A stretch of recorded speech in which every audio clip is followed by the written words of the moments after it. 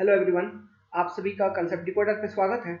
जैसा कि आप सब यहाँ पे देख पा रहे हो, हम पढ़ रहे हैं building material and the topic of discussion is qualities of good aggregate या फिर प्रॉपर्टीज ऑफ गुड एग्रीगेट क्या होना चाहिए एंड देयर सिग्निफिकेंस के बारे में हम जानेंगे। मतलब उनका मतलब क्या है, उस प्रॉपर्टी का सिग्निफिकेंस क्या है।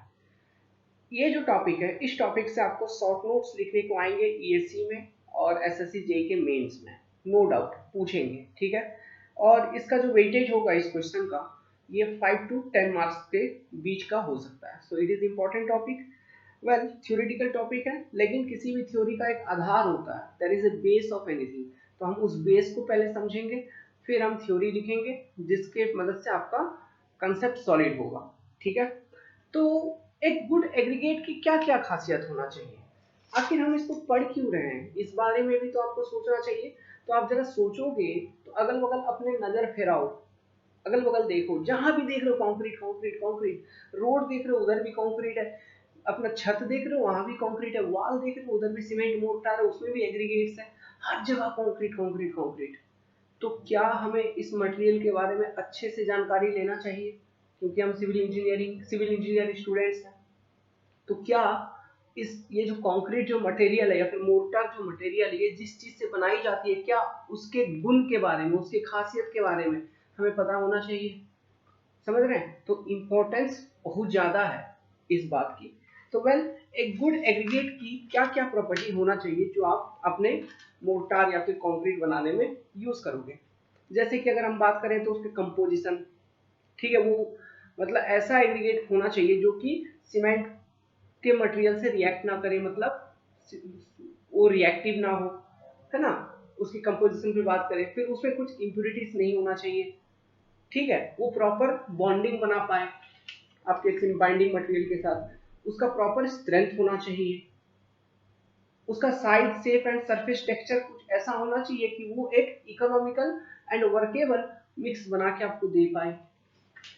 समझ रहे हैं? इसके पीछे जो थ्योरी है, जो लॉजिक्स है, उनको हम स्टडी करेंगे, ठीक है। पार्टिकल्स जो एग्रीगेट है वो आपका ड्यूरेबल होना चाहिए। ड्यूरेबिलिटी, ड्यूरेबिलिटी मतलब कि जो वातावरण के कारण जो डैमेज हो सकता है, ठीक है, मीन्स वेदरिंग इफेक्ट, उस डैमेज को रजिस्ट कर पाए। अगर वो ज्यादा रजिस्ट कर पाता है मतलब एग्रीगेट आपका ज्यादा ड्यूरेबल है। एग्रीगेट आपका साउंड होना चाहिए। साउंड होने का क्या मतलब है कि उसमें ज्यादा वॉल्यूम चेंजेस नहीं होना चाहिए। साउंडनेस का क्या मतलब है, volume changes under the physical condition. मतलब फॉर एग्जांपल जैसे कि श्रिंक हो जा रहा है, एग्रीगेट ज्यादा श्रिंक नहीं होना चाहिए। अगर ज्यादा श्रिंक हो रहा है मतलब वो ज्यादा साउंड नहीं है। क्यों? श्रिंकेज होगा तो क्रैक डेवलपमेंट हो सकती है। तो एग्रीगेट श्रिंकेज कब होगा, उसमें ज्यादा श्रिंकेज कब होगा, जब वो ज्यादा पानी एब्जॉर्ब करेगा और ज्यादा पानी को इवोपरेट करेगा, तब वो श्रिंक ज्यादा होगा। तो ज्यादा पानी वो कब एब्जॉर्ब करेगा, जब उसमें ज्यादा पोर्स होंगे। तो क्या पोरस एग्रीगेट को हम जनरली यूज नहीं करेंगे। इस तरह से हम कुछ लॉजिक बिल्डअप्स करेंगे अपने डिफरेंट पैरामीटर्स के ऊपर और कंसेप्ट देखेंगे, फिर उसके बारे में एक डिटेल में शॉर्ट नोट्स लिखेंगे, ठीक है। ओके, उसके बाद इस टॉपिक के बाद हम देखेंगे टेस्टिंग ऑफ एग्रीगेट। ओके, और कितने तरह के टेस्ट होते हैं और उनकी इंपॉर्टेंस क्या है। ज्यादा टेस्टिंग हम नहीं पढ़ेंगे, एग्जाम रेलिवेंट पढ़ेंगे। ऐसे तो बहुत तरह के अनंत टेस्ट है, हर चीजों के लिए एक एक टेस्ट है, हमको सब नहीं पढ़ना है। जो बेसिक मेन प्रॉपर्टीज है उनके लिए जो टेस्टिंग है, जो एग्जाम में पूछे जाते हैं और पूछे जाएंगे, उनके बारे में हम केवल स्टडी करेंगे, ठीक है। तो ध्यान से सुनिएगा, very important topic. So let's start it. Okay, तो हम सबसे पहला पॉइंट डिस्कस करेंगे एग्रीगेट की कंपोजिशन को लेके। तो एग्रीगेट कैसा होना चाहिए, तो एग्रीगेट आपका ऐसा होना चाहिए जो कि इनर्ट हो, माने कि वो सीमेंट के साथ रिएक्ट ना करे। ओके, क्योंकि आप देखे होंगे सीमेंट में जो अल्कली प्रेजेंट होती है उसके साथ एग्रीगेट आपका रिएक्ट कर जाता है। एग्रीगेट का जो सिलिका है जिसको हम कहते हैं अल्कली सिलिका रिएक्शन, एएसआर, या फिर उसके कारण डैमेज होने वाला, उसके कारण जो खराबी होती है कंक्रीट में वो बहुत ज्यादा होती है, मैप क्रैकिंग होती है, मानचित्र जैसा क्रैक डेवलपमेंट हो जाता है, ठीक है। इस चीज को हम कंक्रीट में कैंसर हो गया ऐसा भी कहते हैं, है ना। एएसआर, एल्कली एग्रीगेट रिएक्शन को हम कंक्रीट कैंसर के रूप में भी जानते हैं, ठीक है। तो आपका कंपोजिशन एग्रीगेट का कुछ ऐसा होना चाहिए कि इट मस्ट बी इनर्ट, ठीक है, सबसे पहला पॉइंट हो गया। दूसरा, and free from any kind of harmful substances, अब ये हार्मफुल सब्सटेंसेस कैसे कैसे कौन कौन से हो सकते हैं?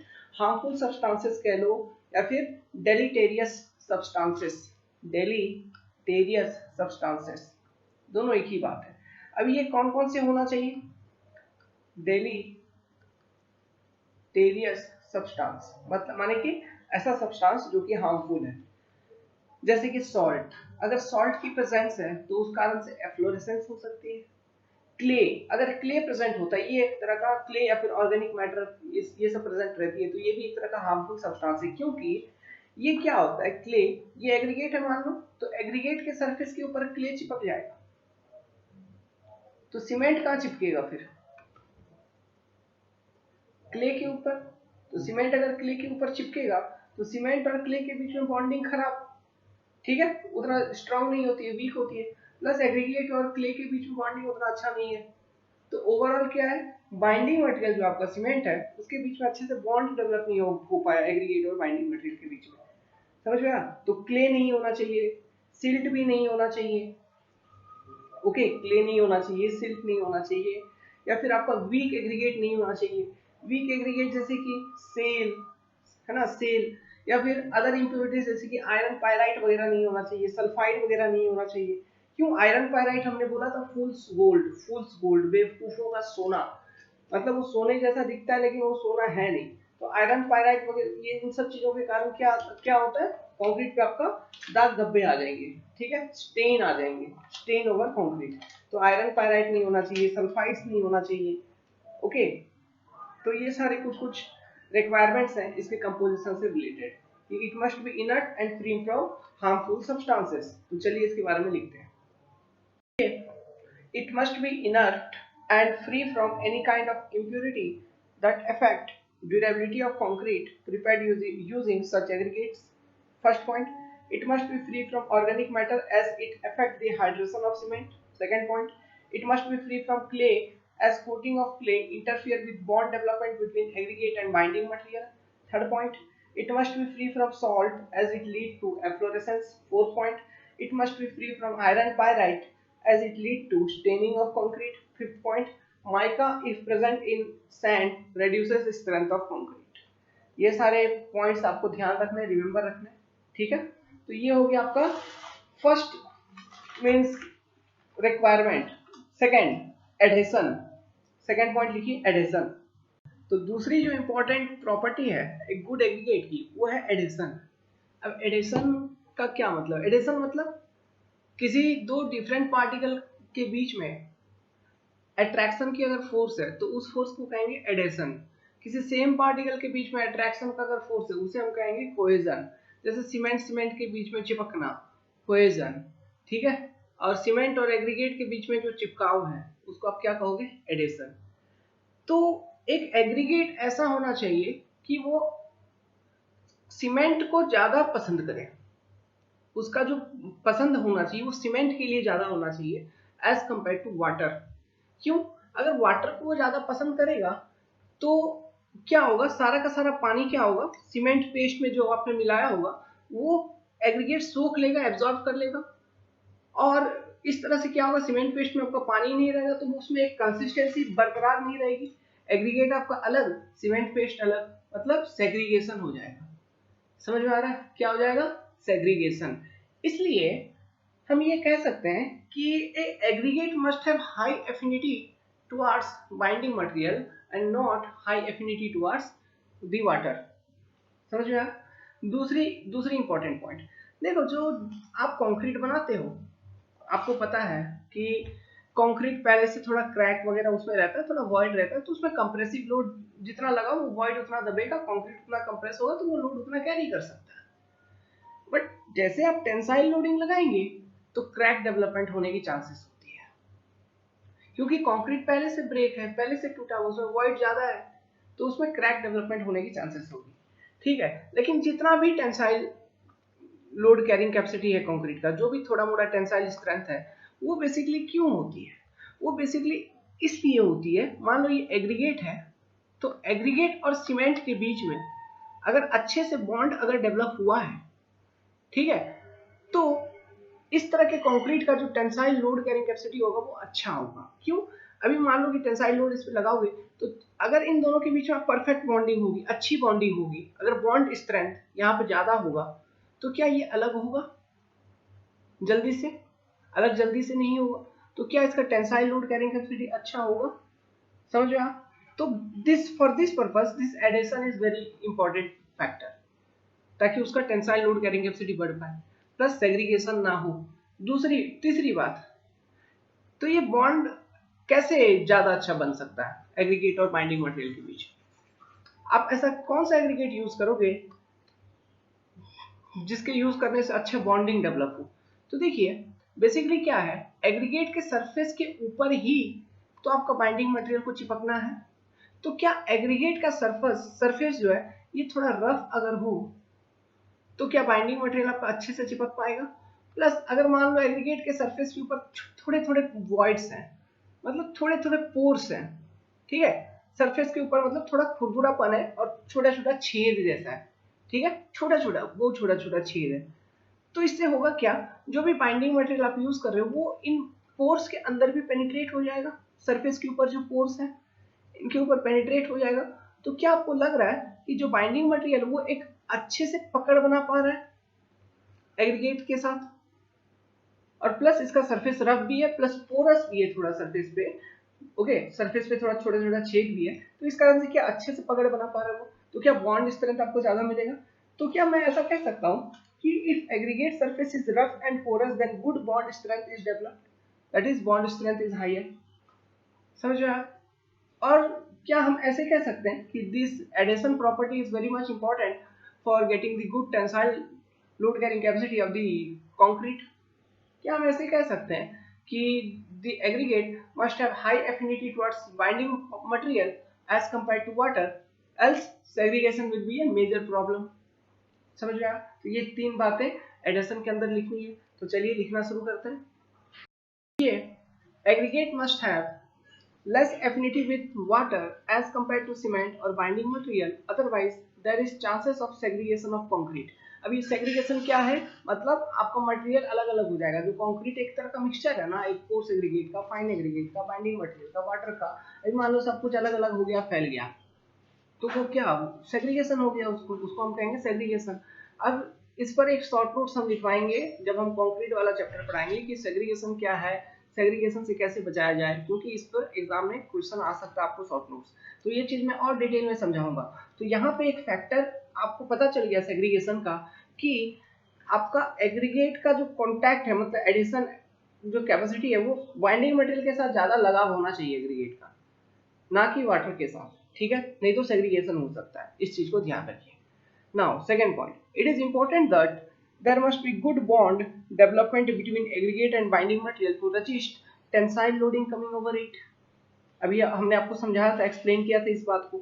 Note, if aggregate surface is rough and porous, अब ये जो पोरस कह रहा है ये एग्रीगेट पोरस है ऐसा नहीं कह रहा है। एग्रीगेट का पोरस होना अलग चीज है, यहाँ पे बात कर रहा है कि एग्रीगेट का जो सरफेस है वो पोरस है, मतलब एग्रीगेट के सरफेस के ऊपर छोटे छोटे छेद है। अभी चलो समझ जाओ कि मतलब किसी को बहुत सारा पिंपल्स हुआ था, अब वो पिंपल्स फूट गया तो फेस के ऊपर क्या हो जाता है, छोटे छोटे गड्ढे गड्ढे गड्ढे हो जाते हैं, ऐसा सरफेस, ठीक है। अभी ओके, तो if aggregate surface is rough and porous then good bond is developed और we can say bond strength is higher. Okay, next जो प्रॉपर्टी है एक गुड एग्रीगेट की जो हम देखेंगे, इट इज स्ट्रेंथ। बड़ी इंपॉर्टेंट प्रॉपर्टी है स्ट्रेंथ। तो स्ट्रेंथ की कहां कहां पर बात आती है?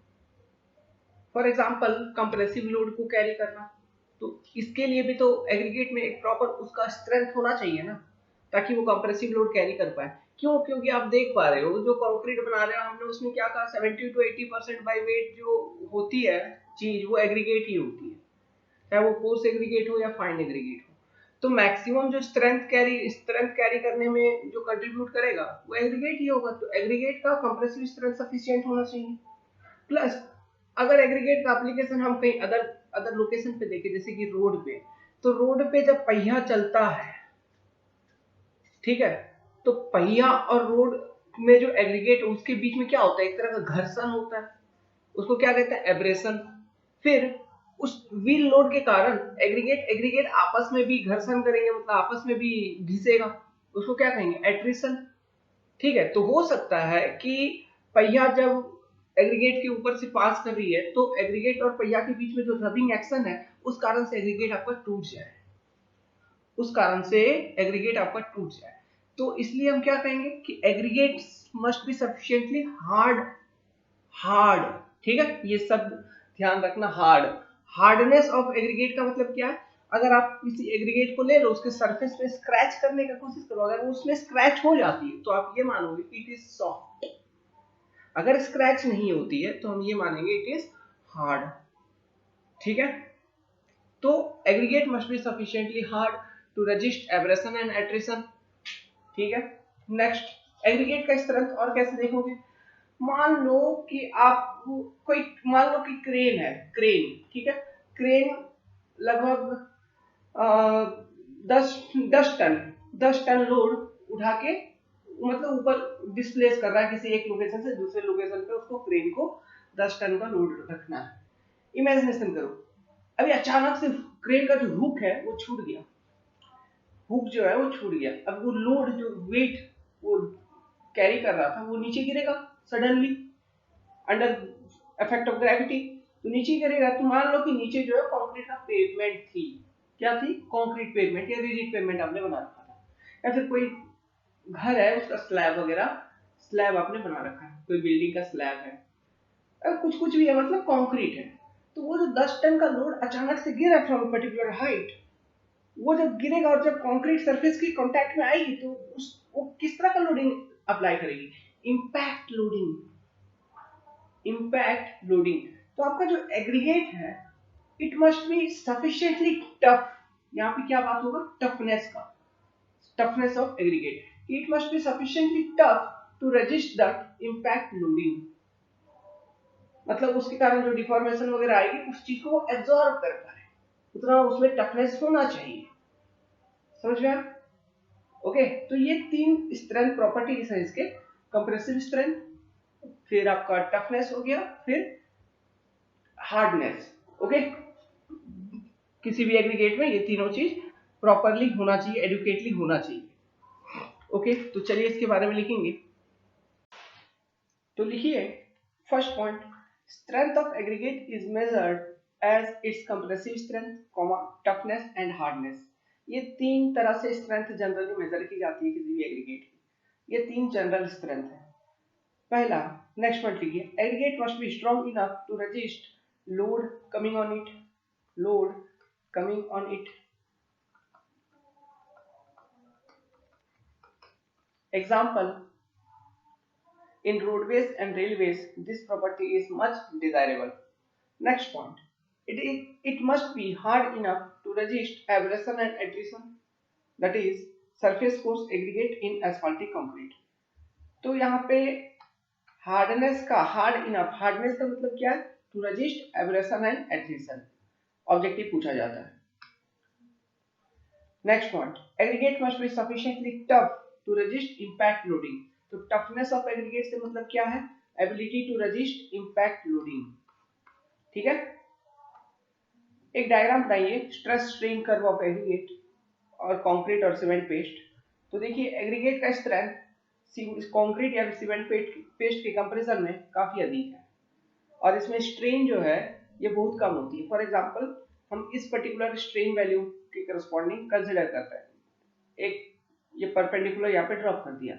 तो देखिए कंक्रीट में आपका इसी पर्टिकुलर स्ट्रेन वैल्यू पर सबसे कम स्ट्रेंथ किसका है, सीमेंट पेस्ट का, इससे ज्यादा स्ट्रेंथ किसका है, कंक्रीट का, इससे ज्यादा किसका है, सेम स्ट्रेन वैल्यू के करस्पॉन्डिंग एग्रीगेट का। तो एग्रीगेट का स्ट्रेंथ काफी अधिक होता है। ठीक है, जो कि इस डायग्राम से आपको पता चलती है। ये एक रफ डायग्राम है, ऑब्जेक्टिव क्वेश्चन में अगर कभी डायग्राम पूछे और उनमें से क्या पूछेगा, 3 इस तरह की लाइंस आपको दे देंगे और पूछेगा कि ये यहाँ पे ब्लैंक छोड़ देगा और पूछेगा कि ये नंबर 1 किसका है या नंबर 2, नंबर 3, ऐसे कर देगा और मैच द फॉलोइंग क्वेश्चन बना देगा। एक सिंपल सा क्वेश्चन है। ठीक है, ओके देन। तो अभी हमने जो स्ट्रेंथ से रिलेटेड बातें हमने देखा, फॉर एग्रीगेट, तो उसमें जितने भी स्ट्रेंथ हमने देखा, कंप्रेसिव स्ट्रेंथ या फिर हार्डनेस देखा हमने, या फिर इम्पैक्ट रेजिस्टेंस हमने देखा, इससे रिलेटेड हम टेस्ट करेंगे। ठीक है, तो ये सारे जो टेस्ट हैं इनको हम स्टडी करेंगे, स्ट्रेंथ रिलेटेड जितने भी टेस्ट हैं, प्लस स्ट्रेंथ रिलेटेड टेस्ट से जो फाइनल रिजल्ट निकल के आएगा, जो स्पेसिफिकेशंस मैं आपको बताऊंगा for different works, that will be important, क्योंकि उसमें से एग्जाम में आपसे प्रश्न पूछे जाएंगे फ्रॉम ऑब्जेक्टिव क्वेश्चन, प्लस कभी कभी वो जो टेस्ट होंगे वो डायरेक्ट पूछे जाएंगे। अब हम फोर्थ प्रॉपर्टीज देखते हैं क्या होना चाहिए एग्रीगेट में, size, shape and surface texture. तो ये तीन अलग अलग शब्द हैं। साइज मतलब कितना बड़ा या कितना छोटा, शेप मतलब किस तरह का है, राउंड है, फ्लेकी है, इलांगेटेड है, एंगुलर है, ये होता है शेप। सरफेस टेक्सचर मतलब उसका जो एग्रीगेट का सरफेस है ना, वो रफ है, स्मूथ है, मीडियम रफ है, कैसा है, पोरस है। ये तीनों चीज अलग अलग चीजों को अफेक्ट करेंगे। कैसे? जैसे कि साइज का बात कर लो, अगर हम साइज पर चर्चा करें तो मान लो एक एग्रीगेट बड़े साइज का है, एक एग्रीगेट छोटी साइज का है। ठीक है, नाउ अभी कोई एक वॉल्यूम ले लो, अब इस वॉल्यूम में आप बड़े बड़े एग्रीगेट को फिल कर दो, कंप्लीट वॉल्यूम, ठीक है, बिग एग्रीगेट। दूसरे सेम वॉल्यूम में छोटे छोटे एग्रीगेट को फिल कर दो। अभी मेरे को ये बताइए कि किसका सरफेस एरिया ज्यादा होगा फॉर कांस्टेंट वॉल्यूम। साइज जिसकी स्मॉल होगी उसकी सरफेस एरिया ज्यादा होगा फॉर कांस्टेंट वॉल्यूम। ठीक है, तो हम ये थ्योरी कहाँ से निकल के आई है, ये थ्योरी यहाँ से निकल के आई है कि फॉर स्फेरिकल पार्टिकल्स, ठीक है, जो राउंड पार्टिकल होंगे, क्यूबिकल या स्फेरिकल पार्टिकल, उनका उनको अगर उस पार्टिकल को अगर छोटे या बड़े साइज में आप क्लासिफाई करके अगर किसी एक वॉल्यूम में फिल करोगे, तो जो स्मॉलर साइज होगा ना उसका सरफेस एरिया टोटल ज्यादा निकल के आएगा, प्लस जो बड़े पार्टिकल साइज का सरफेस एरिया ये कम निकल के आएगा। इसी कंसेप्ट को हमने सॉइल मैकेनिक्स में, फ्लूइड मैकेनिक्स में हर जगह अप्लाई कर रखा है। फ्लूइड मैकेनिक्स में तो हमने इस चीज को डिराइव भी किया था, पास्कल लॉ के अंदर हमने देखा था वहां पर, है ना, मतलब बबल फॉर्मेशन में हमने देखा था। ठीक है, सो सरफेस टेंशन के कॉन्सेप्ट के अंदर, बबल फॉर्मेशन के अंदर इन सब चीजों को देखा था कि कौन सा फॉर्मेशन ज्यादा इजी होगा। तो वेल, तो ये आपको पता है कि स्मॉलर पार्टिकल का सरफेस एरिया ज्यादा होगा। अभी जो सीमेंट है वो उसका काम क्या है कि वो सरफेस के ऊपर चिपकेगा, मतलब बाइंड करेगा। तो जितना ज्यादा सरफेस एरिया उतना ज्यादा सीमेंट चाहिए, तो उतना जितना ज्यादा सीमेंट चाहिए उतना ज्यादा पानी चाहिए, तो जितना ज्यादा पानी आप डालोगे उतना ज्यादा पानी ऑपरेट करेगा, उतना ज्यादा श्रिंकेज होगा।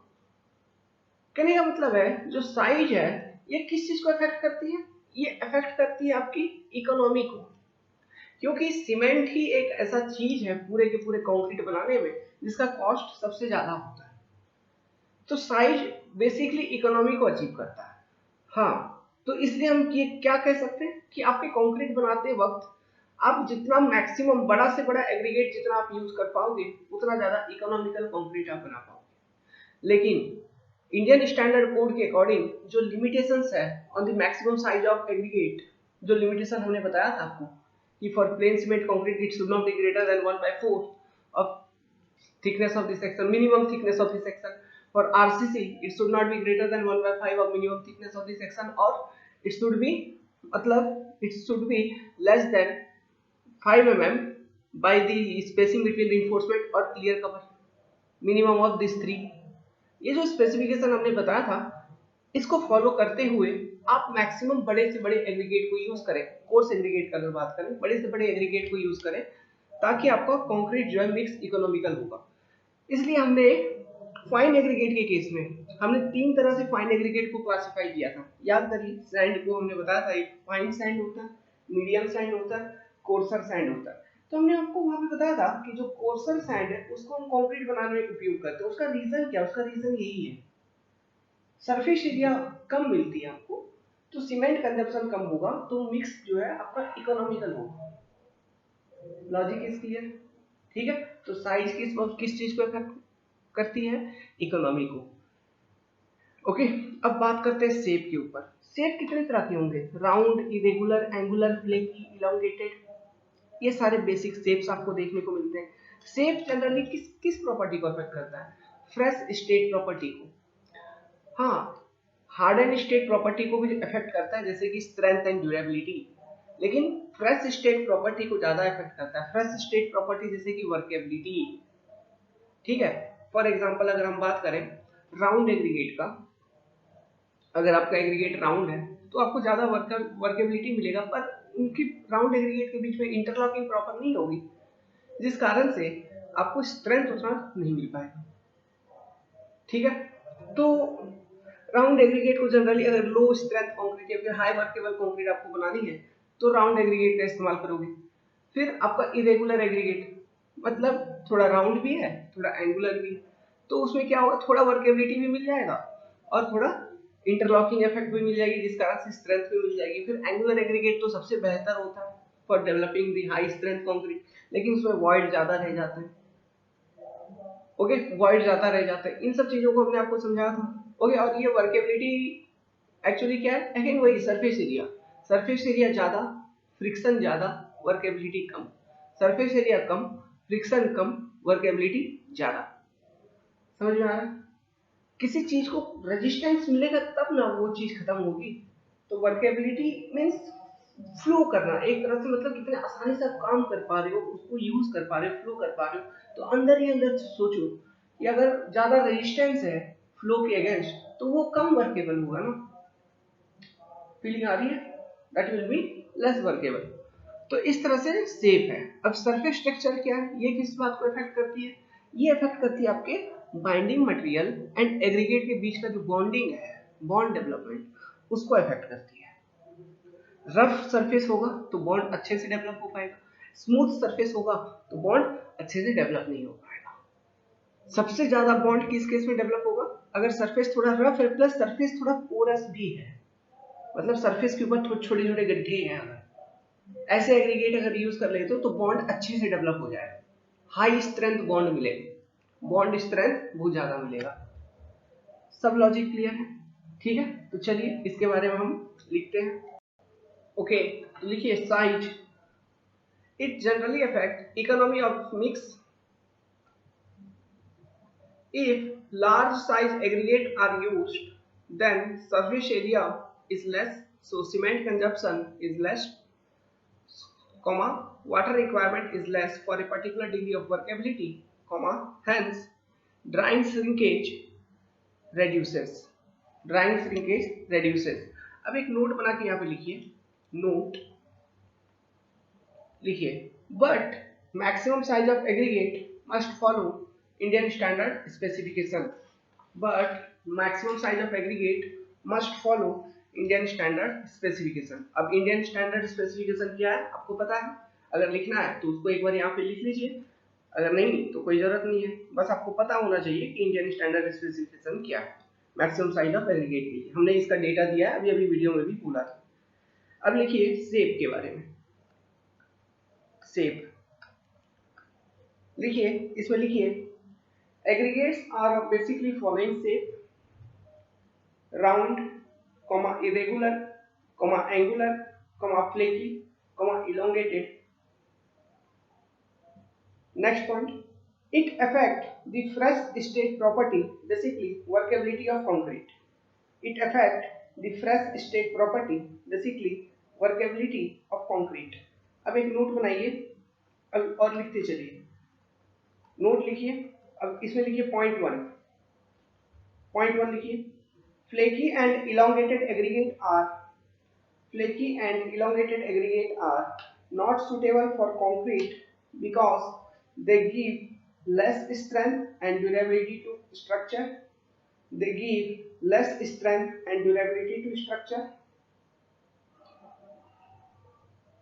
इसी में लिखिए these are weak aggregate।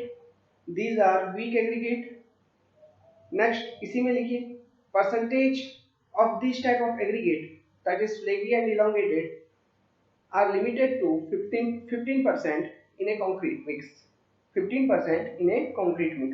तो ये हो गया flaky and elongated aggregate, okay, aggregate के बारे में। इसलिए flaky and elongated aggregate को हम कंक्रीट में यूज नहीं करेंगे, these are not desirable। तो ये बात भी लिख लो, these flaky and elongated aggregate are not desirable in concrete mix, okay.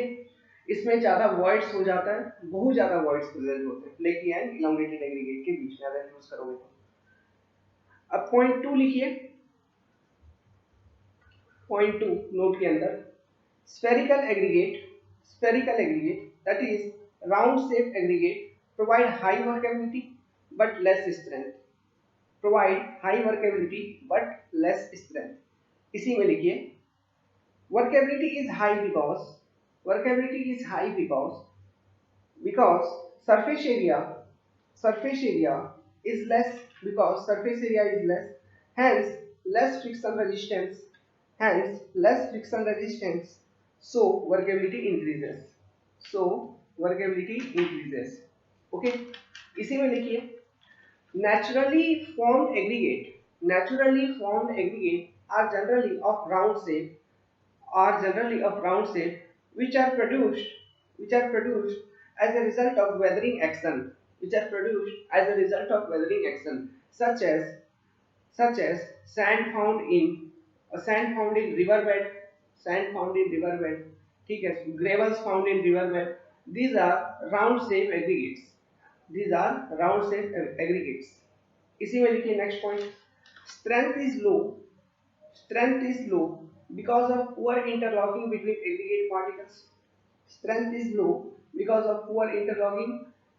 aggregate particles, next point, further this type of aggregate are packed in a constant volume, will have minimum percentage of void, that is approx 32%, comma, reduces the cement paste requirement, hence makes economical mix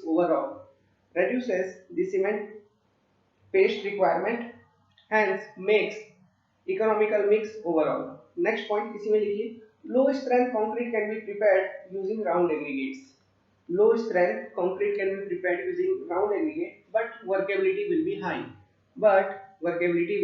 high, ठीक है। अब लिखिए तीसरा point, अच्छे से लिखना, इन्हीं सब चीजों में कंसेप्ट छिपी हुई है जो हम डिक्टेट कर रहे हैं, आपको एग्जाम में यही सब चीजें लिखनी है, ज्यादा नहीं पढ़ना है, जितना पढ़ा रहे हैं it's more than enough, sufficient, UPSC, IAS, कोई भी ईएस, एनी एग्जामिनेशन, ठीक है, जितना बता रहे हैं उतना ही पढ़ के चलिए, काफी है। देखिए इरेगुलर और पार्टली राउंड एग्रीगेट,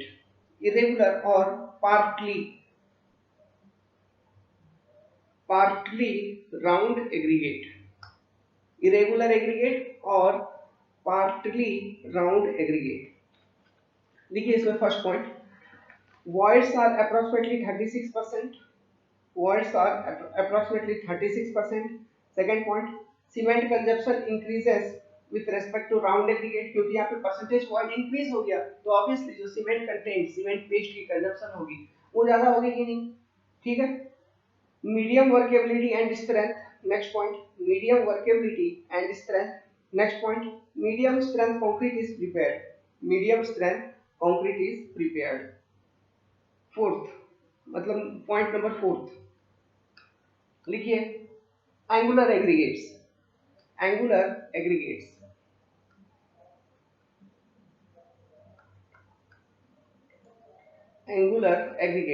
इसमें लिखिए first point, void is more, that is around 40%, next point, interlocking is good so high strength is obtained, next, workability is less because surface area is increased, hence friction resistance increases, workability decreases, okay, workability decreases, next point, these aggregates are suitable for road metal, ballast metal for railway track, due to its good interlocking property, and high percentage void, so that drainage is sufficient, next point, these type of aggregate can be used to make to make high strength concrete. This type of aggregate can be used to make high strength concrete. अब ये angular aggregate generally कौन होते हैं? तो ऐसे aggregate देखो, जब query कर रहे हो आप, ठीक है, खदानों से जब तोड़ोगे पत्थर को, तब आप जब तोड़ोगे ना पत्थर को, तो वो अपने आप एंगुलर शेप में ही रहता है। आप तो उसको पॉलिश करके राउंड गोल गोल तो बनाओगे नहीं, ठीक है, तो वो टेढ़ा मेढ़ा ही टूटेगा। तो crushed stones are angular and elongated भी कभी कभी हो जाता है, ठीक है, मतलब लंबा लंबा आप तोड़ दिए, ऐसा भी पॉसिबल है, लेकिन जनरली वो एंगुलर होता है। कौन? क्रश्ड स्टोन, CRUSHED,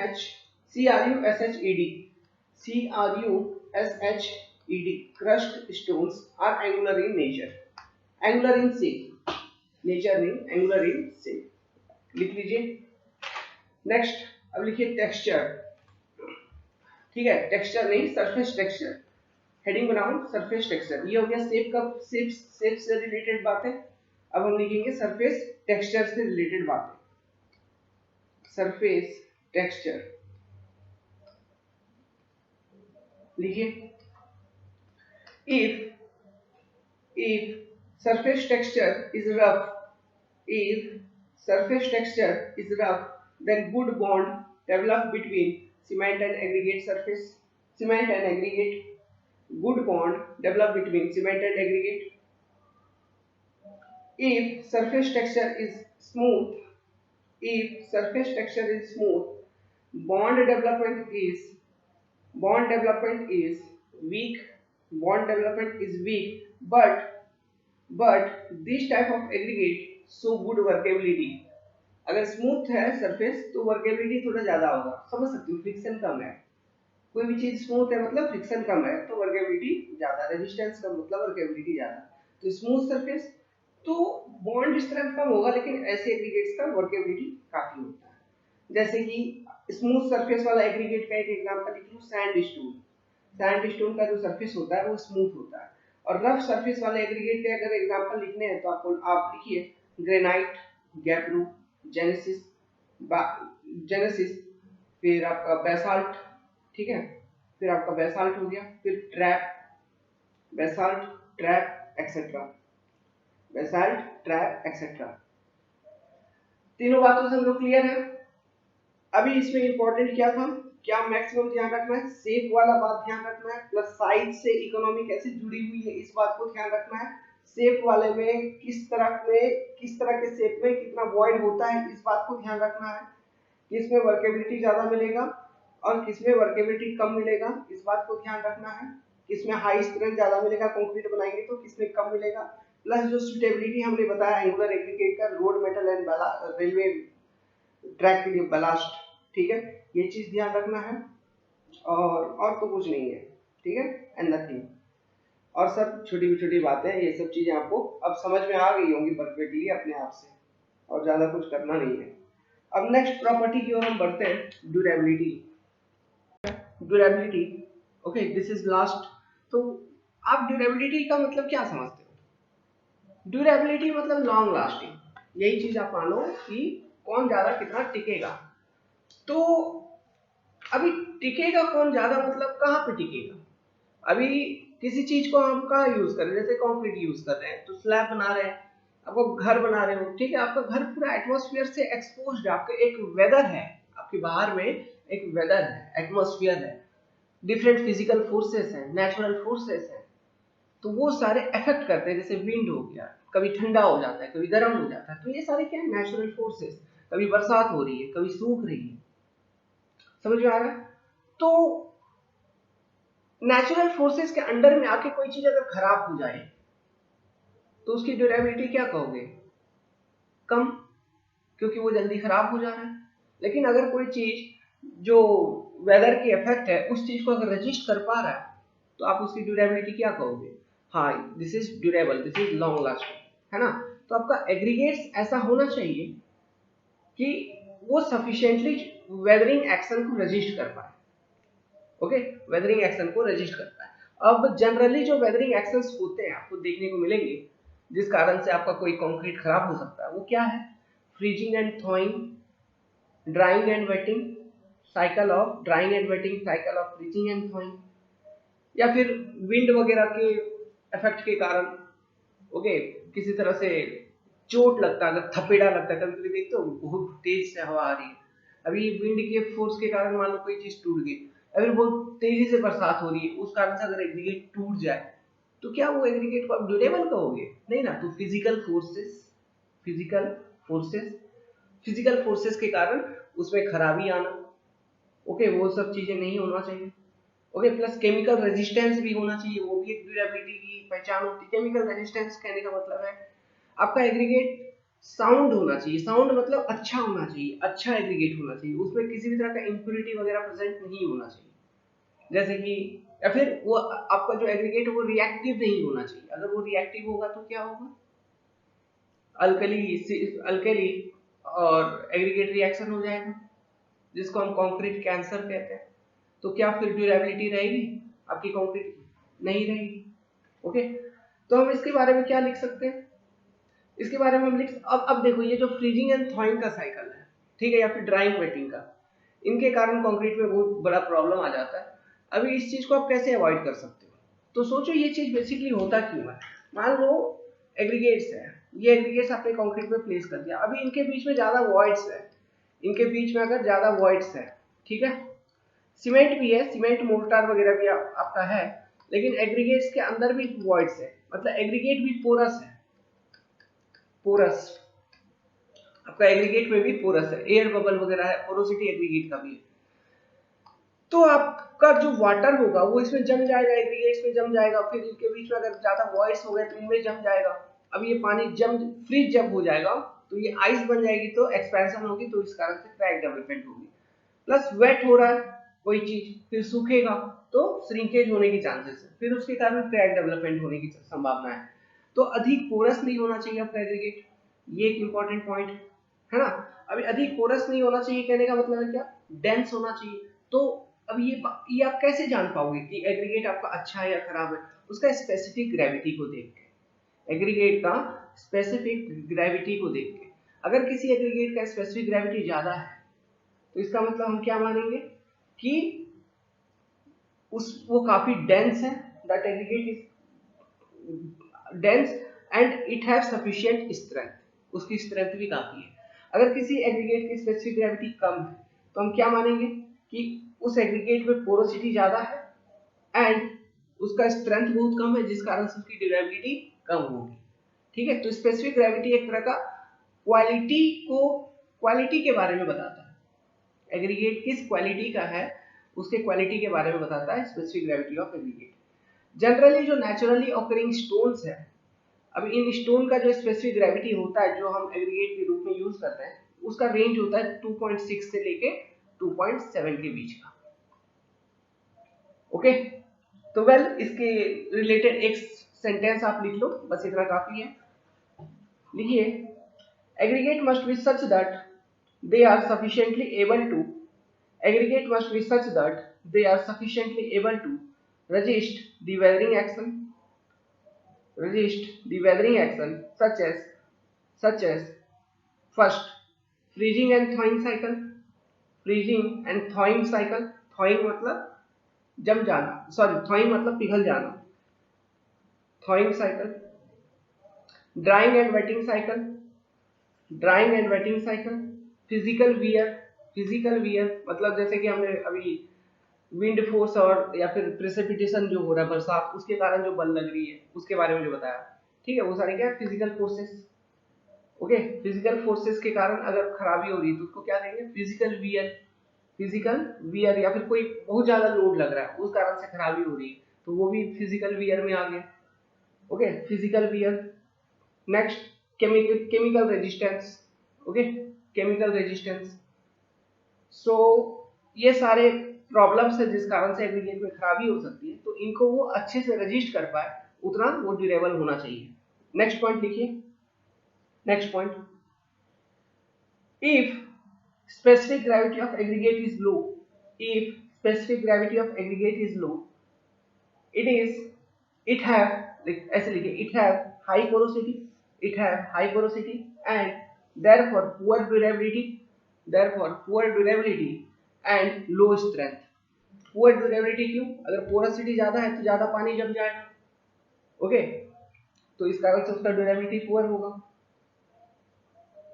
ठीक है, नेक्स्ट पॉइंट लिखिए, specific gravity of naturally found aggregates are specific gravity of naturally found aggregates is in range of 2.6 to 2.7 is in range of 2.6 to 2.7। अच्छा, एक चीज सुनो, कंक्रीट बनाते वक्त आप क्या cement aggregate fine aggregate water add करते हो, तो एग्रीगेट में मान लो अगर ज्यादा पोरोसिटी है तो इसके पोर्स के अंदर पानी जमा होकर रह सकता है। ठीक है, तो मान लो कि आपने ऐसा एग्रीगेट को यूज किया जो सूखा है, अभी क्या है, सूखा है, मतलब उसका पोर्स में अभी पानी फिल नहीं हुआ है, तो ऐसे एग्रीगेट को अगर मान लो कंक्रीट बनाने में यूज कर लिया, ठीक है, तो कंक्रीट में तो आप जो वाटर मिलाओगे वो एक पर्टिकुलर डिग्री ऑफ वर्केबिलिटी को अचीव करने के लिए उस अनुसार आपने उसमें पानी मिलाया होगा, आपको एक प्रॉपर स्ट्रेंथ मिल पाए उस अनुसार आपने पानी मिलाया होगा। तो मान लो कि आपने सूखे एग्रीगेट को यूज कर दिया, एकदम ड्राई, उसमें बिल्कुल उसके पोर्स में बिल्कुल भी वाटर नहीं है, तो एग्रीगेट क्या करेगा, पानी को एब्जॉर्ब कर लेगा क्या कंक्रीट सीमेंट से, और सीमेंट की आप जानते हो वाटर रिटेंटिविटी काफी कम होती है, लाइम की वाटर रिटेंटिविटी मतलब पानी को अपने में ही रोक के रखने की क्षमता लाइम की अधिक होती है, सीमेंट की कम, इसलिए वाटर रिटेंटिविटी बढ़ाने के लिए हम कभी-कभी क्या करते हैं, गॉज्ड मोर्टार मतलब सीमेंट लाइम दोनों को मिला के यूज करते हैं, बनाते हैं, है ना, वहां पे हमने मोर्टार वाले चैप्टर में पढ़ाया था लाइम का प्रॉपर्टी। तो उसी बात को लिंकअप करते हुए यहाँ पे समझ सकते हैं कि सीमेंट की चूंकि वाटर रिटेंटिविटी काफी कम है, तो एग्रीगेट अगर आप यूज कर लिए ऐसा वाला जो पोरस और प्लस ड्राई एग्रीगेट आपने कंक्रीट में मिला दिया, तो वो पानी उधर से ले लेगा, तो पानी अगर ले लिया आपके मिक्स से, तो आपका मिक्स अभी सूखा हो जाएगा, क्या फीलिंग आ रही है, आपका मिक्स क्या हो जाएगा, सूखने लगेगा, सूख जाएगा। तो क्या उस मिक्स को यूज करके काम करना आसान हो पाएगा, नहीं, तो हम क्या कह सकते हैं, वर्केबिलिटी कम होनी शुरू हो जाएगी, इट रेड्यूसेस वर्केबिलिटी, लॉजिक है, बात में लॉजिक है, तो ये चीज होती है, एक तो ये, दूसरी बात क्या है दूसरी बात ये है कि मान लो एग्रीगेट की पोरोसिटी काफी ज्यादा है, काफी अधिक है, और मान लो कि एग्रीगेट के पोर्स में पानी भरा हुआ है, एग्रीगेट के पोर्स में पानी भरा हुआ है और उसकी पोरोसिटी भी काफी ज्यादा है, तो ज्यादा पानी भरा हुआ है, तो अब आपको पता नहीं है, अभी पता नहीं है कि एग्रीगेट के पोर्स में पानी भरा हुआ है, आप एकदम भोले हो, ठीक है, आपको कुछ भी पता नहीं है, आपने कंक्रीट बना दिया उस एग्रीगेट को यूज करके जिसमें पानी भरा हुआ है, मतलब गीले गीले एग्रीगेट, ओके, पूरा गीले गीले एग्रीगेट को यूज करके आपने कंक्रीट बना दिया, तो अब क्या होगा, तो आपने जो कंक्रीट बनाया वो किसी एक पर्टिकुलर वाटर कंटेंट को लेके बनाया होगा, for a particular workability, for a particular strength. Abrahams law एक है हमारे पास, वो कहता है कि water content increases strength decreases, water content बढ़ती है तो स्ट्रेंथ डिक्रीज होती है, अब्राहम्स लॉ का ऐसा कहना है। तो चूंकि एग्रीगेट में भी आपका पानी है, हो सकता है कि एग्रीगेट का पानी आपके मिक्स में आ जाए, उसको हम कहेंगे इफेक्टिव वाटर कंटेंट आपका इंक्रीज हो जाएगा, मतलब इफेक्टिव वाटर कंटेंट किसको कह रहे हैं, एग्रीगेट का वाटर प्लस आपने जो पानी पहले से मिला दिया कंक्रीट बनाते वक्त, दोनों को मिला के जो वाटर कंटेंट होगी उसको इफेक्टिव वाटर कंटेंट, तो चूंकि यहाँ पे इफेक्टिव वाटर कंटेंट बढ़ जाएगी, तो इस कारण से हम कहेंगे कि आपका कंक्रीट का स्ट्रेंथ कम हो जाएगा। तो दो प्रॉब्लम आ रहे हैं, दो तरह के अलग अलग प्रॉब्लम आ रहे हैं, एग्रीगेट में अगर पोरस है, एग्रीगेट में अगर पोरोसिटी है, तो इन प्रॉब्लम को रिमूव करने का क्या मतलब, क्या आइडिया हो सकता है, एक ही आइडिया हो सकता है कि आप ऐसे एग्रीगेट को यूज करिए जिसकी पोरोसिटी काफी कम है, डेंस एग्रीगेट को यूज करिए, ऐसे एग्रीगेट को यूज करिए जिसकी स्पेसिफिक ग्रेविटी काफी अच्छी है, समझ में आ रहा है, ठीक है, तो हम ऐसे एग्रीगेट को यूज करेंगे तो हमारा कंक्रीट का ड्यूरेबिलिटी भी अच्छा होगा, ठीक है, ना स्ट्रेंथ कमेगा, ना उसकी वर्केबिलिटी जल्दी खत्म होगी, ना फ्रीजिंग थॉइंग की जल्दी ज्यादा संभावना है, ओके, फ्रीजिंग थॉइंग ये सब चीजों को तो आप और भी अदर वे में कंट्रोल कर सकते हो, जैसे कि एडमिक्सचर्स को मिला के या फिर डिफरेंट टाइप्स ऑफ सीमेंट को यूज करके जिसकी फ्रीजिंग थॉइंग रेजिस्टेंस काफी अच्छी हो, या फिर एयर एंट्रेंड एडमिक्सचर, एयर एंट्रेंड कंक्रीट है ना, उसमें चूंकि वॉइड्स आप पहले से मतलब एयर बबल्स इंट्रोड्यूस करवा देते हो तो फ्री स्पेस मिल जाता है एक्सपेंशन के लिए, तो क्रैक डेवलपमेंट नहीं होती। तो आपके पास डिफरेंट चीजें हैं जो फ्रीजिंग थॉइंग को आप कंट्रोल कर सकते हो, लेकिन ड्राइंग एंड वेटिंग इसको कैसे कंट्रोल करोगे? बरसात होगी, अगर मान लो आपके स्ट्रक्चर में क्रैक आ गया, पानी जाएगा, गीला होगा, फिर वो सूखेगा तो श्रिंकेज होगा, ये तो कंट्रोल नहीं कर सकते उतना, ठीक है। तो इसको भी कंट्रोल कर सकते हैं। क्रैक डेवलपमेंट को आप रिस्ट्रिक्ट करोगे, वाटरप्रूफिंग कोट लगाओगे ताकि पानी आपके मैसनरी के अंदर या फिर स्लैब के कंक्रीट के अंदर पानी जा ही ना पाए।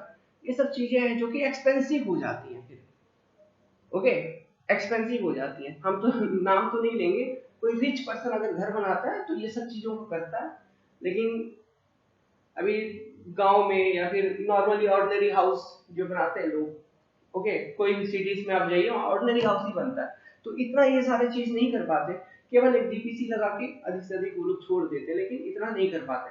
हाँ, वैसे भी हम कंक्रीट को इतना सफिशिएंट स्ट्रेंथ पर डिजाइन करते हैं कि उसमें उसकी जो सर्विसिबिलिटी है, उसमें जो क्रैक डेवलपमेंट है प्लस आपका डिफ्लेक्शन वगैरह, ये सब को लिमिट करते हैं according to limit state method, है ना। तो इसलिए उतना ये सब चीजों में प्रॉब्लम नहीं होती है, गांव घरों में अधिक प्रॉब्लम देखने को मिलती है। वेल, तो ये सारे कुछ कुछ बातें थे related to your properties of good aggregate. तो जितना लिखवाया, जितना आपको समझाया उतना सफिशिएंट है, बस बातों को ध्यान रखना। और एक आध दो पॉइंट जो लास्ट में मैंने आपको बताया, उस चीज को अगर आपको लिखना है अपने शब्दों में लिख लीजिए। अपने शब्दों में किसी चीज को लिखना बहुत इंपॉर्टेंट है। आप बच्चे नहीं हो, you are going to attempt UPSC like examination या फिर SSC JEE like examination. I am teaching you, I am providing you the ideas, I am providing you the possibilities, I am providing you means the defects, क्या क्या problems है ना, उसका solution हम बता रहे हैं। अब आपके ऊपर बात होती है कि आपको सोचना है उन सब चीजों के ऊपर। खैर, जितना हमने आपको बता दिया, यही सब चीजें होती है जनरली, और कुछ होती नहीं है। प्रॉपर नोट्स बनाइए, वीडियो को अच्छे से देखिए, कहीं कुछ मिस ना हो जाए। नेक्स्ट वीडियो में हम अब एग्रीगेट का टेस्टिंग करेंगे, ठीक है।